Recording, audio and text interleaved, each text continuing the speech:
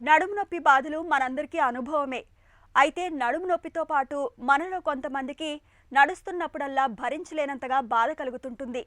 కాలి పిక్కల నుంచి మొదలై పిరుదుల గుండా వీపులోకి నొప్పి పాకుతుంటుంది. ఈ రకమైన సమస్యను సయాటికాగా పిలుస్తారు డాక్టర్లు. వీపు నుంచి పాదంలోకి వెళ్లే సయాటికా నరం ఒత్తిడికి గురైనప్పుడు సయాటికా బాధలు వేధిస్తుంటాయి. తీవ్రమైన నొప్పితో వేధించే సయాటికాకు మన సంప్రదాయ వైద్యం ఆయుర్వేదం తనవైన కొన్ని ప్రత్యేక చికిత్సలను చెబుతుంది.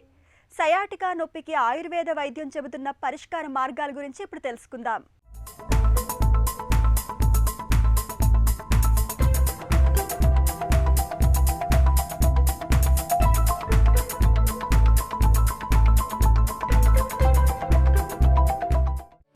నడుములో తీవ్రమైన నొప్పి, నడవాలంటే గగనం, కాలు కదిపినా బాధ, వంగినా బాధ, లేచినా బాధ, నిమిషానికోసారి కరెంట్ షాక్ కొడుతున్నంత బాధ, భరించలేని బాధ. ఇవన్నీ సయాటికా బాధితుల్లో నిత్యం కనిపించే సమస్యలు. అసలేమిటి సయాటికా నొప్పి? ఇదిగో ఇక్కడ కనిపిస్తున్నదే సయాటికా నరం. శరీరంలోని అన్ని నరాల్లోకి ఇదే పొడవైన నరం సయాటికా నరం. వెన్ను నుంచి మొదలై పిరుదుల నుంచి పిక్కలకు, అక్కడ నుంచి దిగువకు ప్రయాణించి పాదాలను చేరుకుంటుంది. సయాటిక్ నరం ఉన్న భాగంలో ఎక్కడ ఏ చిన్న ఒత్తిడి ఎదురైనా అది మొత్తం నడుములోనూ కాళ్లలోనూ భరించలేని నొప్పిని తెచ్చిపెడుతుంది. సియాటికా అనే ప్రాబ్లంని గృద్రసి వాతం అని ఆయుర్వేదంలో చెప్పారు. అయితే ఇది వాత రోగము, అలాగే వాత కఫ రోగం కూడా కింద కూడా చెప్పడం జరిగింది. అయితే ఈ గృద్రసి వాతం అనేది ఏంటంటే డైరెక్ట్ రోగం కింద కాకపోతే ఏంటంటే ఈ యొక్క సియాటిక్ నర్వ్ ఏదైతే ఉంటుందో అది మన స్పైనల్ నర్వ్స్ నుంచి ప్రత్యేకంగా ఒక పెద్ద నరం కాలి బొటన వేలు దాకా వస్తుంది. అది అంత పెద్ద నరానికి కంప్రెషన్ వచ్చినప్పుడు వాళ్ళకి చాలా ఇబ్బంది కలిగి అది ఒక్కొక్క సందర్భాల్లో ఏమవుతుందంటే స్పర్శ లేకుండా అయిపోతుంది, బిగుసుకుపోయి దానికి రక్త ప్రసరణ ఆగిపోయి కాళ్ళు ఈడ్చే పరిస్థితి కూడా వస్తూ ఉంటుంది. సో దీనికి ముఖ్యంగా ఏంటంటే స్టార్టింగ్ స్టేజ్లో అంటే అది రావడం మూలం ఎక్కడి నుంచి అంటే మనకి లంబార్ ఏరియా నుంచి మొదలవుతుంది. అంటే ఎక్కడైతే వెనుకటి ఎముకలు ఏవైతే ఉన్నాయో ఆ లంబార్ వర్టెబ్రా ఏవైతే ఉన్నాయో కంప్రెషన్ అయినప్పుడు అక్కడ సియాటిక్ నర్వ్ బాగా కంప్రెస్ అయినప్పుడు అప్పుడు ఈ పెయిన్ అనేది రేడియేట్ అయ్యి కాలు దాకా రావడం అనేది జరుగుతుంది. అది కొంతమందికి ఒకటే కాలుకి రావచ్చు, లేదా కొంతమందికి 2 పాదాలు కూడా రావడానికి అవకాశం ఉంటుంది. కాబట్టి దీనికి సరిపడా ముఖ్యంగా ఎన్ని రీజన్స్ తోటి అంటే వాళ్ళకి ఎన్ని రీజన్స్ తోటి రావచ్చు.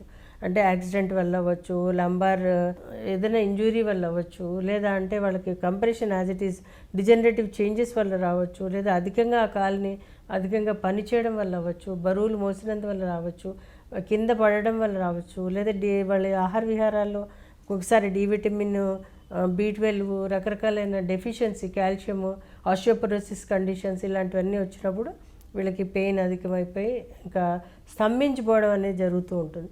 దీని ప్రత్యేకంగా ఏంటంటే దీనికి ఆహార విహారాల్లో ప్రత్యేకంగా అంటే డి విటమిన్, B12 లాంటివి ఇతరత్ర సప్లిమెంట్స్ ఏవైతే ఉన్నాయో అవి వచ్చేటట్టు మనం చూసుకోవాలి. అది కొన్ని రకాలైన ఆహార పదార్థాలు, లెగ్యూమ్స్ లాంటివి, అలాగే ఫిష్ లాంటివి, అలాగే మష్రూమ్స్ లాంటివి అవన్నీ తీసుకోవడం ద్వారా కొంతవరకు మనకు ఉపయోగపడుతుంది. ఇలా కాకుండా ఏంటంటే ఫిజియోథెరపీ అనేది తప్పనిసరి చేయాలి. అంటే స్టార్టింగ్ స్టేజ్ నుంచి ఆ వచ్చిన నరానికి కంప్రెషన్ ఎక్కడొచ్చింది, మూలం ఎక్కడుంది, అక్కడి నుంచి వాళ్ళు యోగాసనాలు కానీ, లేదా అంటే ఏదైనా ఫిజియోథెరపీ ఎక్సర్సైజెస్ కానీ, కూర్చుని చేసే ఎక్సర్సైజెస్, కొన్ని నుంచుని చేసే, పడుకుని చేసే ఎక్సర్సైజెస్ లాంటివి చేసుకోవడం ద్వారా కూడా చాలా మంచి గుణం ఉంటుంది. సయాటికా నొప్పి బాధిస్తున్నప్పుడు ఉపశమనం కోసం ఆయుర్వేదం కొన్ని ప్రత్యేకమైన పరిష్కారాలను చెబుతుంది.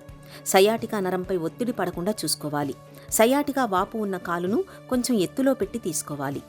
ఐస్ క్యూబ్స్ని ఒక ప్లాస్టిక్ సంచిలో వేసి టవల్ చుట్టి నొప్పి ఉన్న చోట, ముఖ్యంగా నడుము మీద కాపడం పెడితే మంచి ఫలితం ఉంటుంది. ఇసుకకు నీళ్లు కలిపి వేడి చేసి మూట కట్టి నొప్పి కలిగిన చోట ఒత్తిడి పెట్టినా సయాటికా నొప్పి తగ్గుతుంది.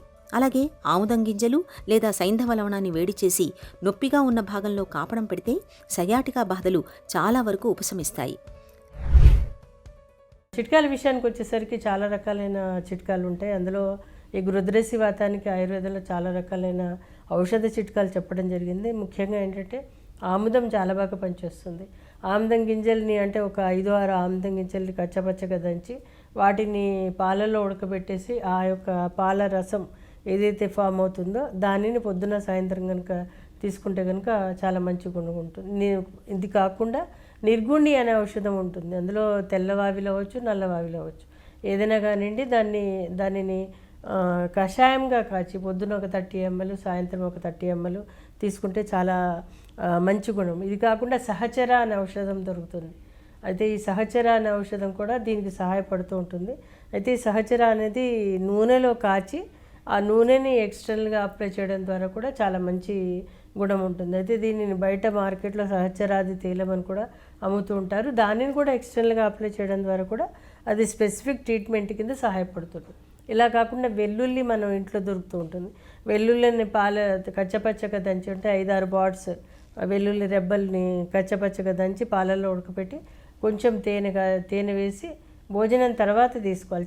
లేదంటే భోజనానికి మధ్యలో కానీ తీసుకుంటే కనుక చాలా మంచి గుణం ఉంటుంది. చాలా మటుకు ఏంటంటే ఇది రాత్రిపూట తీసుకుంటే మంచిది. ఎందుకంటే ఈ యొక్క వెల్లుల్లి వాసన అధికంగా ఉంటుంది కాబట్టి చుట్టుపక్కల వాళ్ళకి మాట్లాడినప్పుడు వాసన వస్తుంది, సల్ఫర్ స్మెల్ వస్తుంది. కాబట్టి దాన్ని రాత్రిపూట తీసుకుంటే మంచిది. ఇలా కాకుండా చిట్కాలతో పాటు కొన్ని ఔషధాలు కూడా ఆయుర్వేదంలో చెప్పడం జరిగింది. ఈ గురుద్రసి వాతానికి, అదే సియాటికాకి. ముఖ్యంగా ఇందులో అంటే త్రయోదశాంగ గుగ్గులని, యోగరాజ గుగ్గులని, మహాయోగరాజ గుగ్గులని, రాస్నా గుగ్గులని, అంటే ఏదైతే ఇన్ఫ్లమేషన్ కానీ, మజిల్ టెండర్నెస్ కానీ, లేదా బోన్ డెన్సిటీ తగ్గిపోకుండా ఉండడానికి కానీ, ముఖ్యంగా ప్రవాళ పిష్టి అని, మౌక్తిక పిష్టి అని, మహావాత విధ్వంసిని అని, మహారాక్షసం అని రకరకాలైన ఔషధాలు వాటి యొక్క పెయిన్కి, నరానికి పెయిన్ తగ్గించడానికి, అలాగే మజిల్ పెయిన్ తగ్గడానికి, అలాగే ఎముక ప్రెషర్ తగ్గించడానికి మందులు ఉన్నాయి. అయితే ఇవన్నీ కూడా సుమారు 3 నుంచి 4 నెలల పాటు వాడితే కనుక చాలా మంచి గుణం ఉంటుంది. సయాటికా నొప్పికి ఆయుర్వేదంలో శయన చికిత్స, శోధన చికిత్సలని 2 అత్యుత్తమమైన చికిత్సలున్నాయి. శయన చికిత్సలో ఔషధాలను వాడితే, శోధన చికిత్సలో స్నేహకర్మ, స్వేదకర్మ, కటివస్తి అనే ప్రత్యేక ప్రక్రియల్లో చికిత్స చేస్తారు. స్నేహకర్మలో వెన్నెముకలోని పూసల మధ్య స్నిగ్ధత్వాన్ని పెంపొందించి కీళ్లు, పూసల మధ్య కదలికలను తేలిక చేస్తారు. స్వేదన కర్మలో గట్టిగా అతుక్కుని ఉండే కీళ్లు, పూసలను మృదువుగా అయ్యేటట్లు చేస్తారు.